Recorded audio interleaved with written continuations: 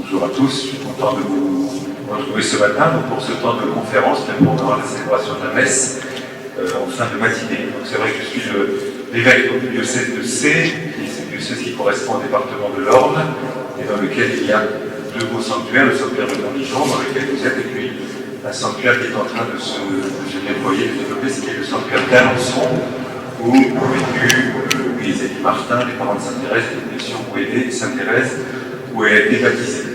Donc je suis content de vous retrouver ce matin avec donc, la conférence qui m'a été demandée de vous donner autour de la miséricorde et de la communion des saints. Alors nous vivons cette rencontre alors que dans l'Église, vous savez, il y a ce quatrième dimanche du temps de l'Avent, ces 24 heures pour le Seigneur que le pape François avait demandé que dans le monde entier nous puissions vivre. Et elle se situe, ces 24 heures pour le Seigneur, dans le cadre justement de ce sacrement du pardon, du sacrement de la miséricorde, dont beaucoup de gens vont bénéficier au cours de ces 24 heures. Et je sais que dans le diocèse, il y a un certain nombre d'initiatives qui ont été prises dans ce domaine et nous sommes en communion avec toutes ces personnes. Donc le titre de ma conférence, Miséricorde et communion des saints, qui associe deux expressions, qu'on ne met pas forcément d'ailleurs toujours ensemble, d'un côté la miséricorde, et puis de l'autre, la communion des saints. Donc pour l'exposer, on aura un plan très très simple, très basique. Le premier temps, ce sera quelques éléments à vous donner ou à vous redonner sur la miséricorde, mais je pense que vous êtes déjà tous bien formés sur toutes ces questions. Une deuxième partie, où je parlerai directement de ce qu'est la communion des saints dans l'Église.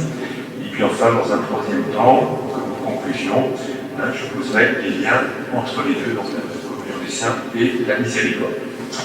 Donc commençons d'abord par la miséricorde. Vous vous rappelez, il y a quelques années, nous avons vécu une année jubilaire de la miséricorde qui avait été demandée par le pape François et qui nous a conduit donc, du 8 décembre 2015 au 20 novembre 2016.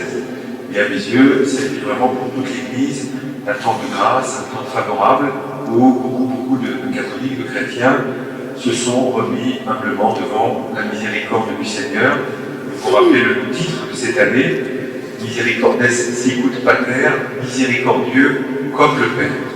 Il y a des belles affiches, souvent qui étaient mises dans les églises, il y avait un chant aussi qui avait été proposé, et le simple titre de cette année jubilaire, Miséricordieux comme le Père, eh bien, vous avez clairement indiqué qu'au cours de cette année, nous allions nous tourner bien sûr vers Dieu, vers le mystère de Dieu, vers sa miséricorde divine, mais qu'en même temps, nous allions nous tourner en quelque sorte les uns vers les autres.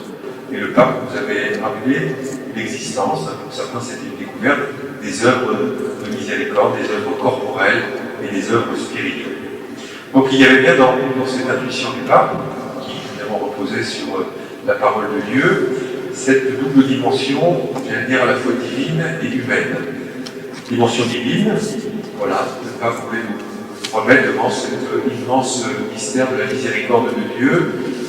On peut dire que notre XXe siècle a été beaucoup marqué par ce désir de mieux comprendre la miséricorde dans un siècle où effectivement nous avons vécu de très grands drames, de très grandes catastrophes. Je pense bien sûr au ravage du communisme, du nazisme et à toute une série de faits qui ont défiguré finalement l'homme et qui ont pu des fois lui faire penser que Dieu n'existait plus parce qu'il avait autorisé en quelque sorte que de tels drames puissent intervenir. Et donc pour remettre devant cette miséricorde divine était très important. Le pape, notamment dans le texte qu'il nous donnait pour entrer dans l'année jubilaire, citait un immense théologien, plus qu'un théologien, un saint Thomas d'Aquin, qui écrivait « La miséricorde est le propre de Dieu, dont la puissance consiste justement à faire miséricorde ». Et saint Thomas d'Aquin nous rappelle devant cette vérité que nous disons chaque dimanche au credo, je crois en Dieu le Père Tout-Puissant. Mais qu'est-ce que c'est que cette puissance de Dieu? Ce n'est pas une puissance que peut-être nous pourrions projeter à vue simplement humaine, mais c'est la puissance de sa miséricorde. Saint Thomas dit, sa puissance consiste justement à faire miséricorde. Et le pape, bien sûr, continuant sa méditation, tourné vers Jésus, qui est le miséricordieux par excellence, et il écrivait dans son texte, ce qui animait Jésus en toutes circonstances n'était rien d'autre que la miséricorde. Et sur cette prérogative divine, en quelque sorte, d'être et de faire miséricorde, on pourrait citer évidemment beaucoup de passages dans l'Évangile, mais je vous rends attentif à celui qui est dans les trois synoptiques de Matthieu, de Luc et de Marc, quand 4 hommes viennent déposer auprès de Jésus un homme paralysé. Donc vous savez, ils s'écartent de toi, ils le posent auprès de Jésus, et que dit Jésus? Tes péchés sont pardonnés. Et cette parole va évidemment choquer les scribes et les pharisiens, parce qu'ils se disent, mais cet homme blasphème, qui peut pardonner les péchés, qui peut faire miséricorde s'il vaut mieux seul? Et après Jésus, vous connaissez l'histoire, va guérir cet homme pour que vous sachiez que le Fils de l'homme a le pouvoir de pardonner les péchés. Je te l'ordonne, lève-toi, prends ton brancard et marche. Et ce qui est très étonnant dans cet évangile, c'est que le plus surprenant pour les scribes et les pharisiens n'est pas tellement que cet homme soit guéri, qu'il se relève. Pour nous, hommes femmes du XXIe siècle, c'est un miracle. On ne comprend pas comment un homme paralysé peut marcher. Mais pour les Juifs, le plus scandaleux, c'était que Jésus ait pu prononcer cette parole. Tes péchés sont pardonnés. Et donc, voilà, ce Jésus se prend pour Dieu et donc il blasphème. Et à travers cela, c'est nous redit combien la miséricorde est une caractéristique profondément divine. Et en même temps, je le disais à l'instant, cette miséricorde, elle est aussi pour nous. C'est la dimension humaine. Donc le pape ne mettait pas simplement devant la grandeur et la beauté de la miséricorde divine, mais il nous invitait très très concrètement à faire œuvre nous-mêmes de miséricorde dans tous les lieux où nous sommes insérés, dans nos familles, dans notre église, dans les milieux dans lesquels nous sommes engagés. Et vous remettez finalement devant cette 5e demande du Notre Père, pardonne-nous, donc nous demandons au Seigneur qu'il nous pardonne, qu'il nous fasse miséricorde, comme nous pardonnons à ceux qui nous ont offensés. Alors donc dans cette première partie, je vais maintenant vous donner quelques éléments sur le mot même de miséricorde. C'est un mot qui pour nous Français est un petit peu difficile parce qu'il nous paraît un peu désuet, un petit peu décalé. C'est vrai qu'on l'emploie très peu, d'ailleurs c'est très intéressant dans la traduction du Magnificat. Quand on chante le Magnificat en français, on dit « Son amour s'étend d'âge en âge sur ceux qui le craignent ». Et dans une traduction qui va être redonnée bientôt pour toute la liturgie, on dira maintenant « Sa miséricorde s'étend d'âge en âge ». On a l'impression qu'on avait hésité à employer le mot qui est en latin miséricordia, et on l'avait traduit par amour. Alors c'est pas complètement faux, bien sûr, la miséricorde et l'amour, il y a de très grands liens, mais ça soulignait le fait que finalement ce mot, pour nous Français, était un petit peu assez de mode et qu'on n'osait plus l'employer, qu'on parlait de pardon, de réconciliation, de compassion. Alors, qu'est-ce qui caractérise la miséricorde? On va faire un tout petit peu d'exégèse. Le mot vient d'une racine grecque, éléos, qui veut dire miséricorde, pitié, compassion. Et cette racine, on la retrouve quand on chante à la messe, voilà, non pas en latin mais en grec, Kyrie eleison. Kyrie Seigneur, eleison, Seigneur prend pitié, au Christ tu prends pitié. Donc c'est cette racine éléos qui est un mot essentiel dans l'Ancien et dans le Nouveau Testament. Et on peut dire que c'est pratiquement même l'attribut de Dieu. Donc je vais citer un texte fondamental dans le livre de l'Exode, quand Dieu se révèle à Moïse, et donc vraiment dans une manifestation divine qui a la plus grande importance dans l'Ancien Testament. Et que nous dit le texte? Yahvé passa devant lui, devant Moïse, et il cria, je suis le Dieu de tendresse et de miséricorde, on va aussi traduire par pitié, lent à la colère, riche en grâce et en fidélité. Donc vous voyez, c'est un mot qui signifie à la fois la tendresse, dans laquelle on associe une notion de pardon. Et donc cette miséricorde divine, finalement, elle a deux aspects. D'abord le pardon de nos fautes, le pardon divin, d'où l'importance en ces 24 heures pour le Seigneur du sacrement du pardon. Cette miséricorde, nous en bénéficions lorsque nous allons nous confesser. On se souvient de la belle encyclique du pape Jean-Paul II, Dives Misericordia, riche en miséricorde, s'appuyant sur la lettre de Saint Paul aux Éphésiens, Dieu qui est riche en miséricorde, disait Saint Paul, à cause du grand amour dont il nous a aimés.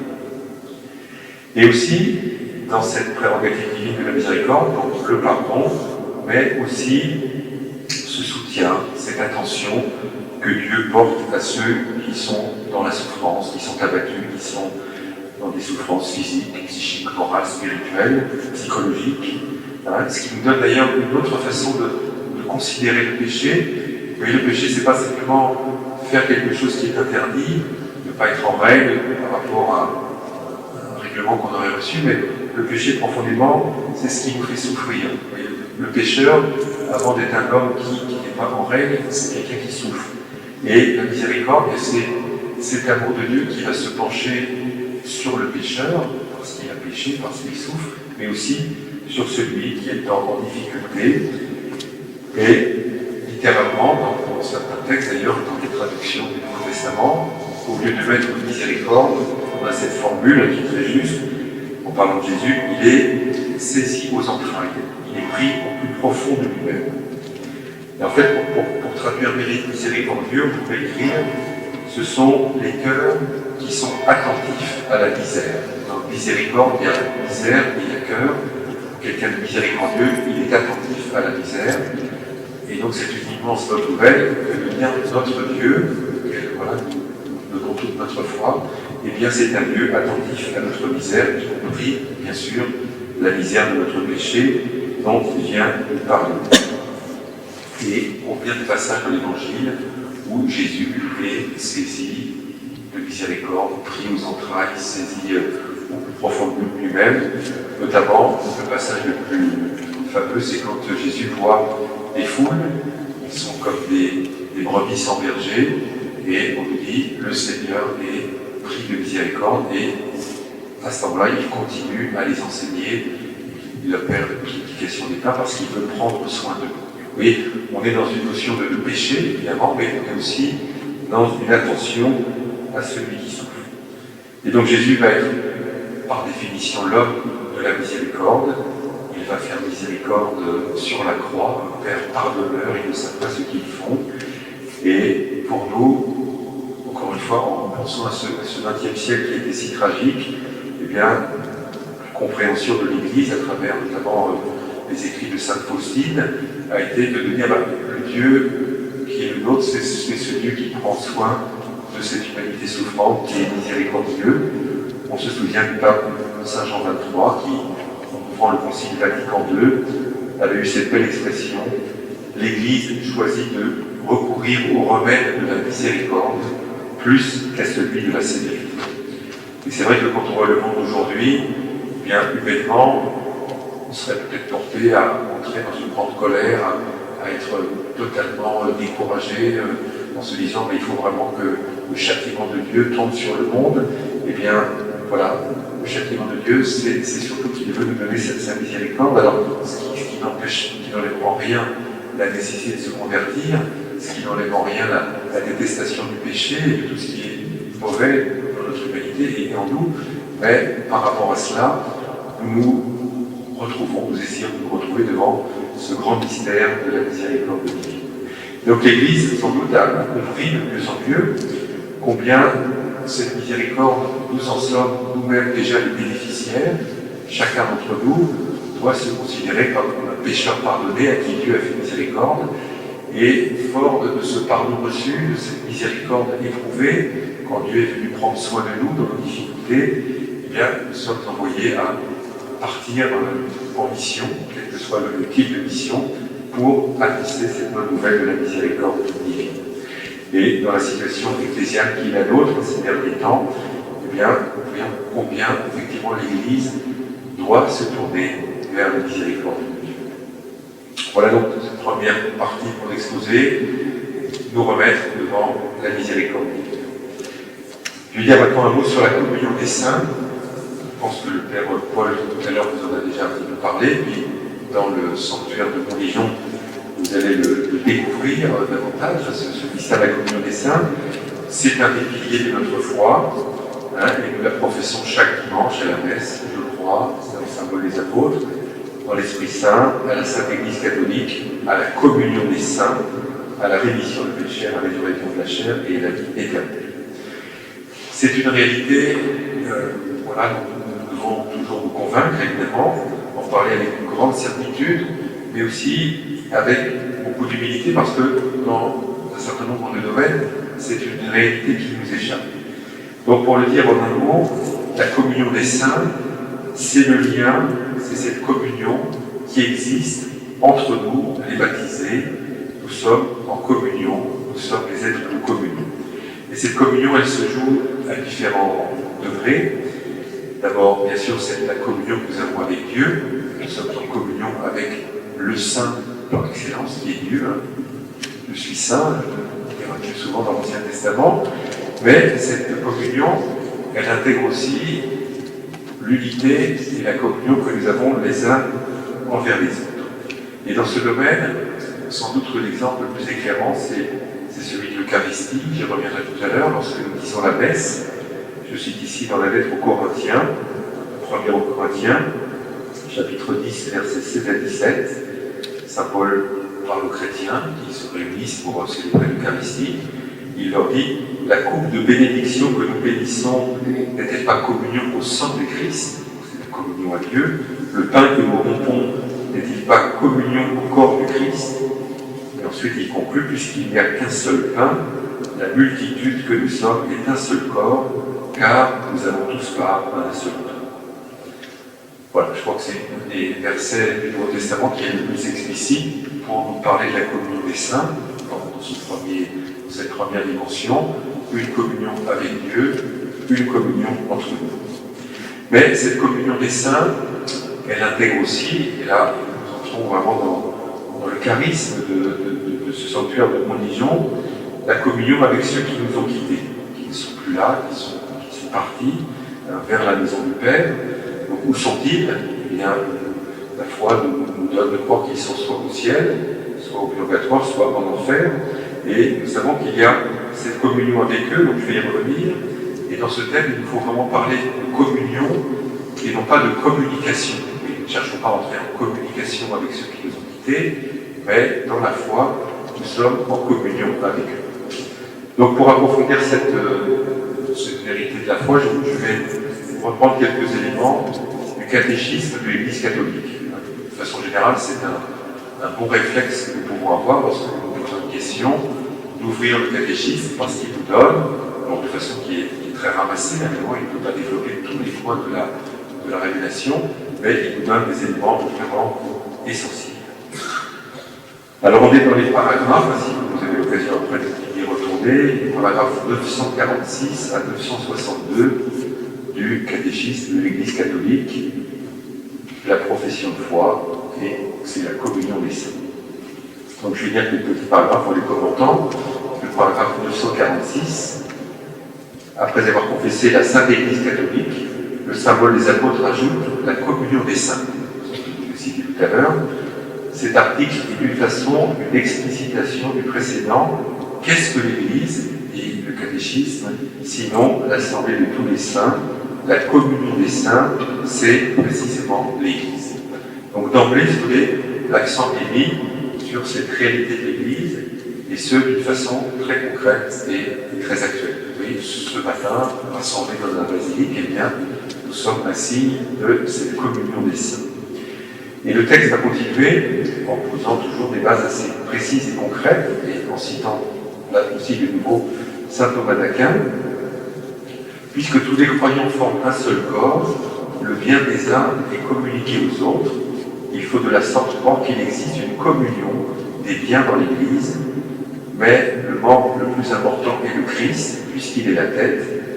Ainsi, le bien de Christ est communiqué à tous les membres, et cette communication se fait par les sacrements de l'Église. Mais c'est intéressant, quand on parle de la communion des saints, le catéchisme nous renvoie déjà à l'Église, et puis, via saint Thomas d'Aquin, il nous renvoie au Christ qui est la tête de l'Église. Et, toujours en approfondissant cette notion, là, c'est à l'article 948, et qu'il est important de réentendre, le terme de communion des saints a dès lors deux significations très étroitement liées au catéchisme. C'est la communion aux choses saintes, donc derrière les membres se cache l'Eucharistie, donc les sancta, et c'est la communion entre les personnes saintes, en latin les sancti.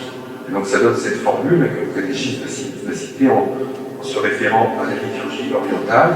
Les fidèles, donc chacun d'entre nous, les sancti, sont nourris du corps et du sang du Christ, les choses saintes, les sancta, afin de croître dans la communion de l'Esprit Saint, koinonia, et de la communiquer au monde. Là, on trouve une très belle définition à travers la communion des saints.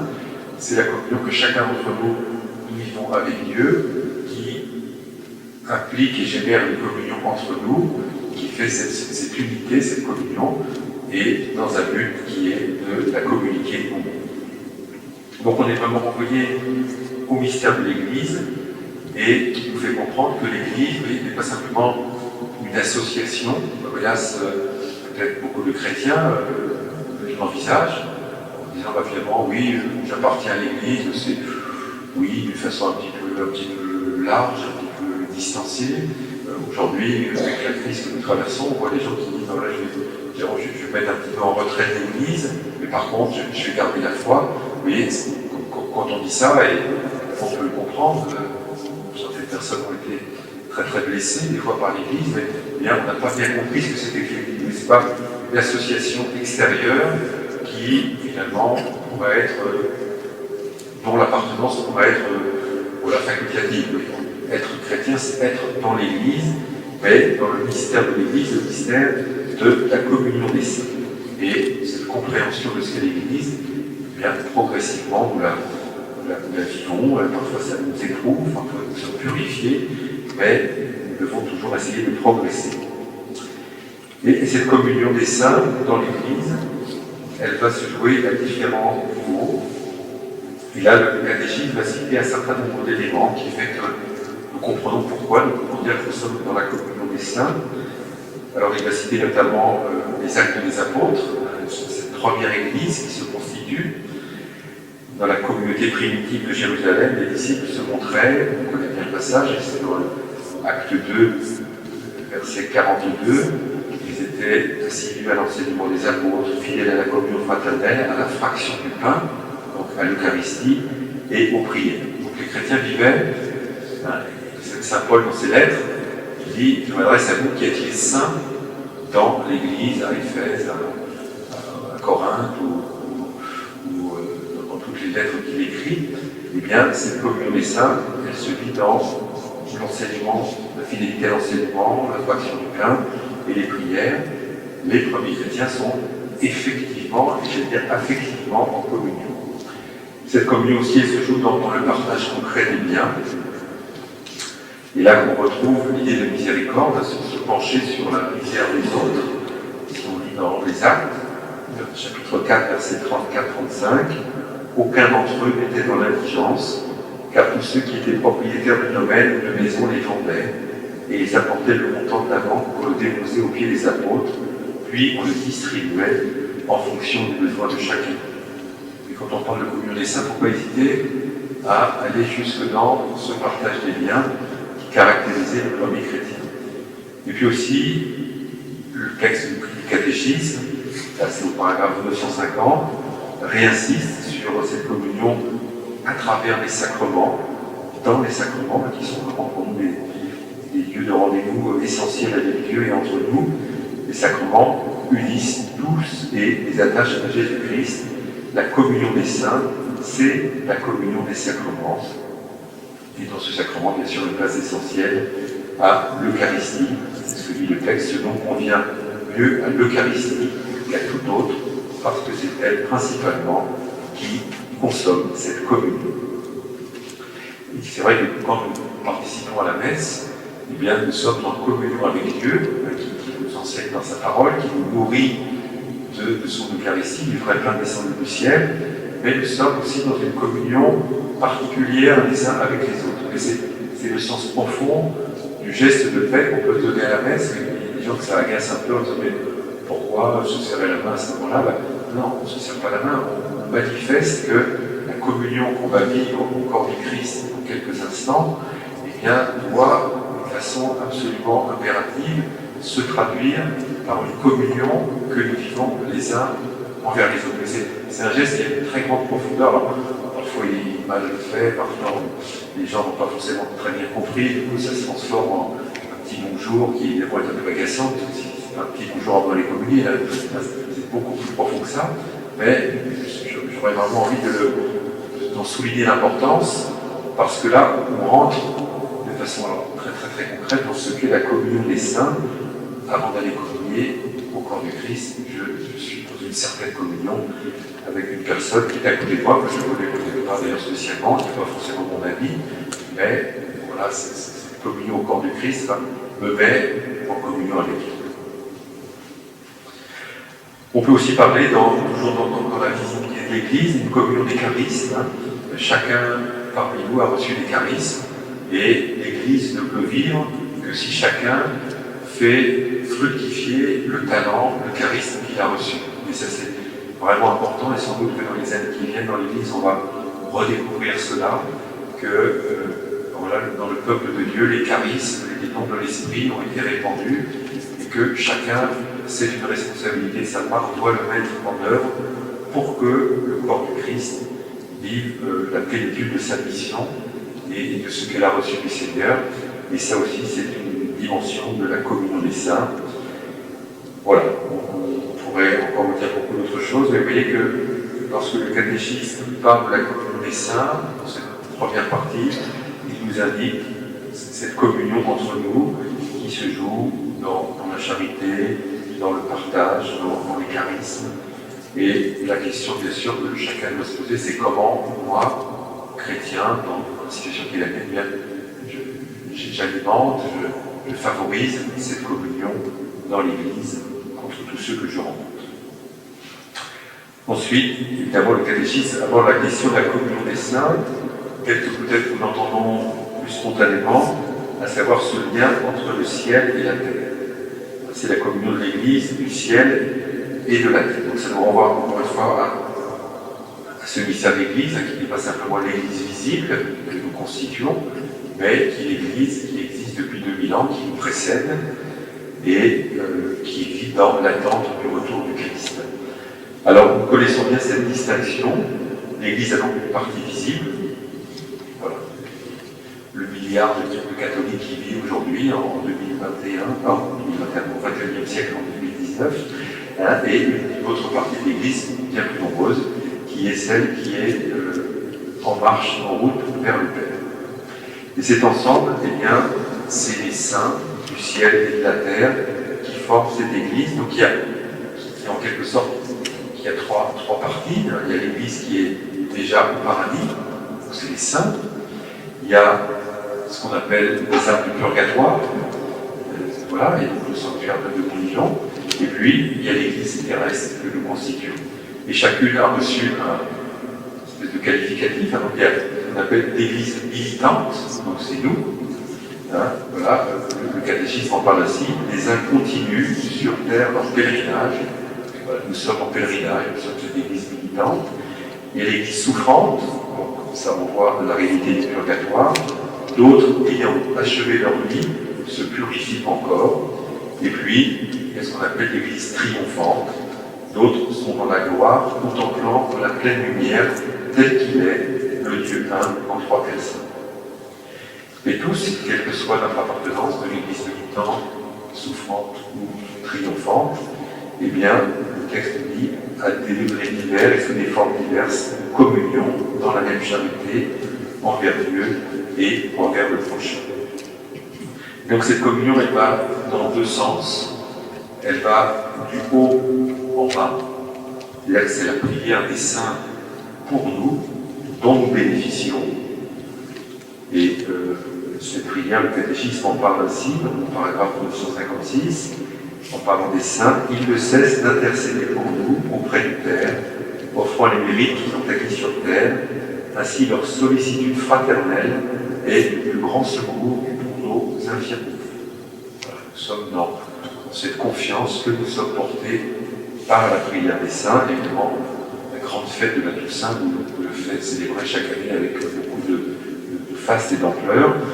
On peut citer Sainte Thérèse, je passerai mon ciel, faire du bien sur la terre. Vous connaissez l'image où Sainte Thérèse envoyait une pluie de roses du ciel sur la terre. Donc c'est ce mouvement descendant de la prière des saints pour nous et dont nous sommes bénéficiaires. Mais il y a aussi un autre mouvement, alors qui est un mouvement ascendant, c'est la prière qui monte de la terre vers le ciel. Nous prions pour essayer d'abord de nous rapprocher des saints, et aussi nous prions pour ceux qui sont dans cette situation de cette Église souffrante qui se purifie encore au purgatoire. Le catéchisme le dit dans des mots très simples: nous cherchons à renforcer l'union de toute l'Église dans l'Esprit Saint grâce à l'exercice de la charité fraternelle.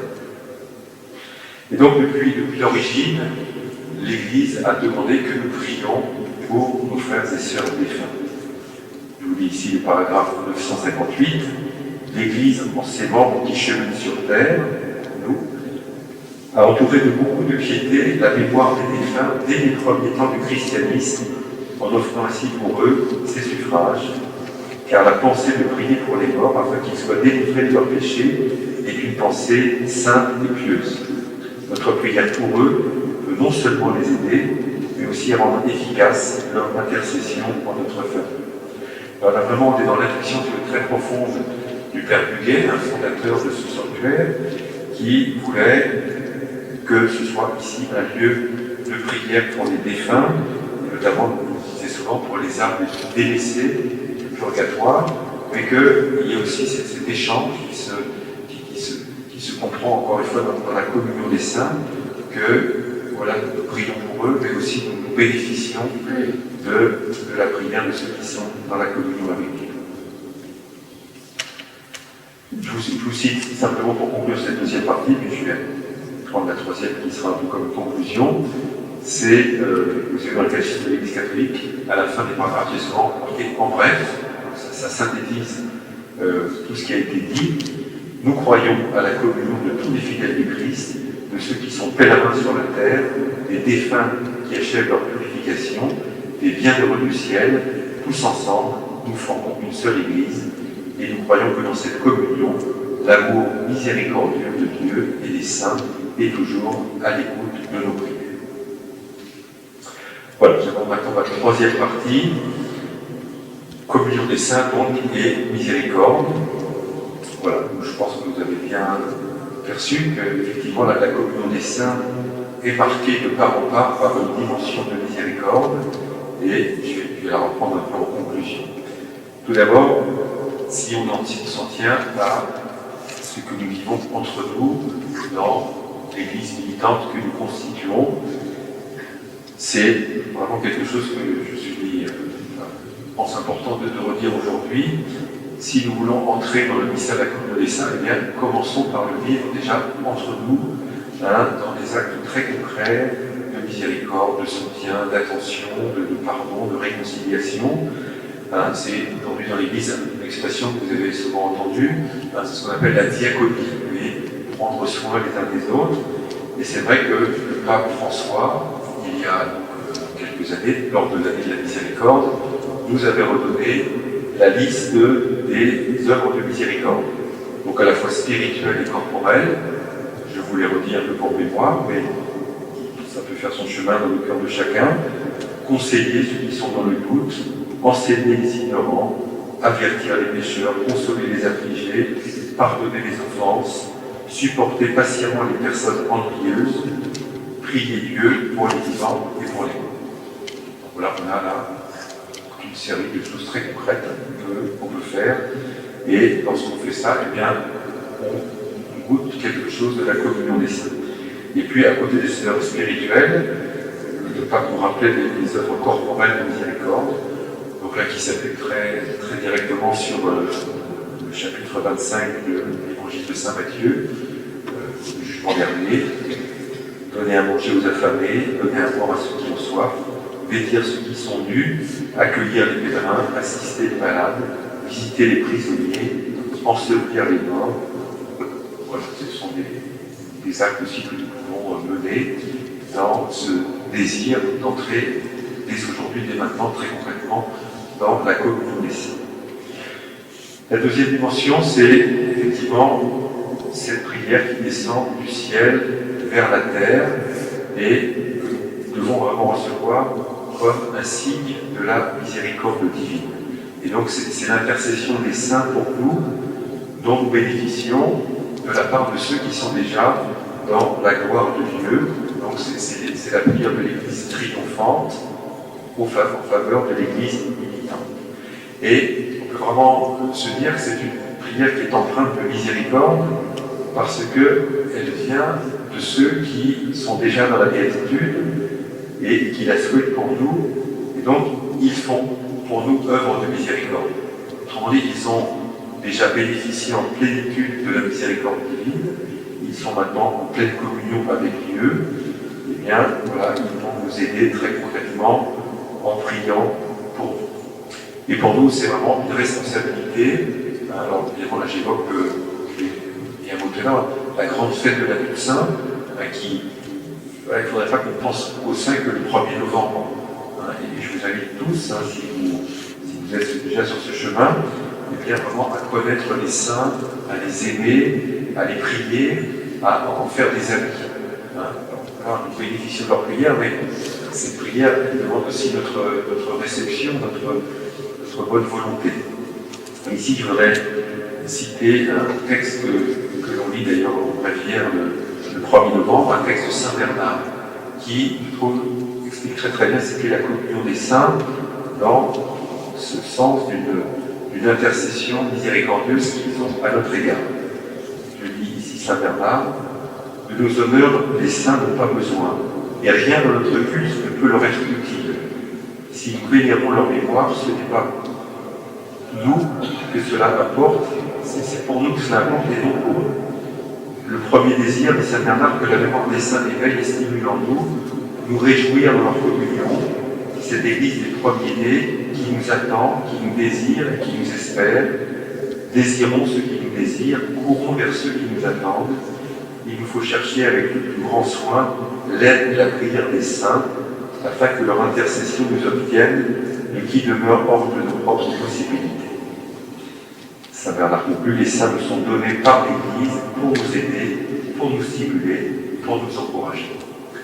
Oui, j'évoquais tout à l'heure dans le diocèse de Sées, ce déploiement du sanctuaire d'Alençon. Eh bien, c'est une grande grâce que Louise-Élie Martin ait été canonisée, donc en 2015, par le pape François, et nous avons vraiment perçu dans le diocèse que c'était une responsabilité qui nous était confiée, que de faire connaître, de valoriser, de déployer finalement tout le message de Louise-Élie Martin pour les familles d'aujourd'hui. Vous voyez, il s'agit de comprendre cette communion des saints dans un profond désir d'être proche d'eux et qu'ils soient là pour nous aider, pour nous accompagner, pour intercéder pour nous, et donc on développe dans la logique de la miséricorde. Et puis enfin, troisième dimension, c'est cette prière qui monte de la terre vers le ciel, qui est vécue depuis plus de 100 ans dans ce sanctuaire de Trondijon. C'est la prière pour les âmes du purgatoire, donc c'est la prière de l'Église militante vers l'Église souffrante, et elle est aussi vraiment empreinte de miséricorde. Le Seigneur veut bien, encore une fois, voulait que l'on prie pour les âmes les plus délaissées du purgatoire. Alors, j'insiste bien, il s'agit de communion et pas de communication, et donc cela se joue dans la prière. Voilà, nous prions pour eux, nous prions pour telle personne de façon précise, fidèle et constante. Et les révélations de Sœur Faustine dans ce domaine ont été très explicites et très encourageantes, de prier pour les défunts. C'est notre responsabilité, c'est une mission en quelque sorte que nous avons reçue. Il y a évidemment le fait de faire dire des messes à leur intention, et j'ai bien insisté, sur le fait que la messe, l'Eucharistie, est ce lieu privilégié de la communion entre nous. Et vous savez qu'au cours de l'année jubilaire, on a vécu de la miséricorde, il était possible de faire toutes les démarches du jubilé en portant spécialement l'âme d'un défunt. Mais on pouvait faire le franchissement de la porte sainte, aller se confesser, prier aux intentions du pape et aller dans tel ou tel endroit particulier. Voilà, je fais cette démarche pour quelqu'un de ma famille, pour quelqu'un que je connais, pour quelqu'un qui est parti et dont je souhaite porter dans mon intercession. Alors, dans tous ces domaines de la prière pour les défunts, pour les âmes de purgatoire, il faut, vous voyez, peut-être dans l'histoire de l'Église, parfois il y a pu y avoir un petit peu des choses qui n'ont pas été très bien situées. Donc, il ne faut pas rentrer dans cette espèce d'automatisme, si vous voulez. Je fais telle chose, donc automatiquement, ça va produire tel effet. Et au aussi, vous le savez bien, des questions de tarification, de financement. Hein, on est vraiment dans la confiance, on est dans la gratuité de l'amour, on est dans la gratuité de la prière, on fait ses actes, voilà, dans la confiance, parce qu'on fait confiance à l'Église, et parce que, voilà, on sait que c'est un des fondements de la prière de l'Église depuis 2000 ans, que de prier pour les défunts. On a pu, hélas, avoir des fois des pratiques qui enfermaient parfois les personnes dans une espèce de rigidité, de pratiques absolument effectuées, et avec une espèce de rendement, j'allais dire, automatique. L'Église a voulu un peu se purifier, ça n'enlève en rien la nécessité de le faire, mais voilà, dans une gratuité, dans une liberté, et surtout dans un grand élan de confiance envers la miséricorde divine. Le Concile Vatican II, et je conclue là-dessus, dans la Constitution Lumen Gentium, a pu redire très fortement ces choses-là, et notamment en insistant sur le fait que cette communion des saints doit nous rapprocher du Christ. Je cite ici le Concile, car tout comme la communion entre les chrétiens de la terre nous approche de plus près du Christ, ainsi la communauté avec les saints nous unit au Christ, de qui découle comme de leur source et de leur tête toute grâce et la vie du peuple de Dieu lui-même. On continue à lire un dernier passage du Concile. Cette foi de nos pères, la communion de vie qui existe avec nos frères déjà en possession de l'accord céleste, où on voit une purification après leur mort, le Saint Concile la recueille avec piété. Et enfin, et je termine là-dessus, le Concile s'adresse aux pasteurs, ceux qui ont la responsabilité. Il leur dit qu'ils enseignent aux fidèles que le culte authentique des saints ne consiste pas tant à multiplier les actes extérieurs, mais plutôt à pratiquer un amour fervent et effectif, cherchant pour notre plus grand bien et celui de l'Église à fréquenter les saints pour les imiter, à nous unir à eux pour avoir part à leur sort, à obtenir le secours de leur intercession.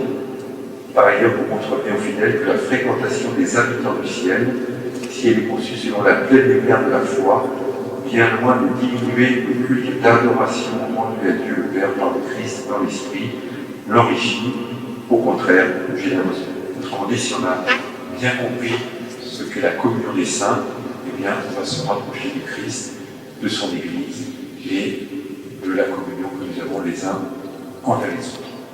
Voilà, merci de votre attention. Merci.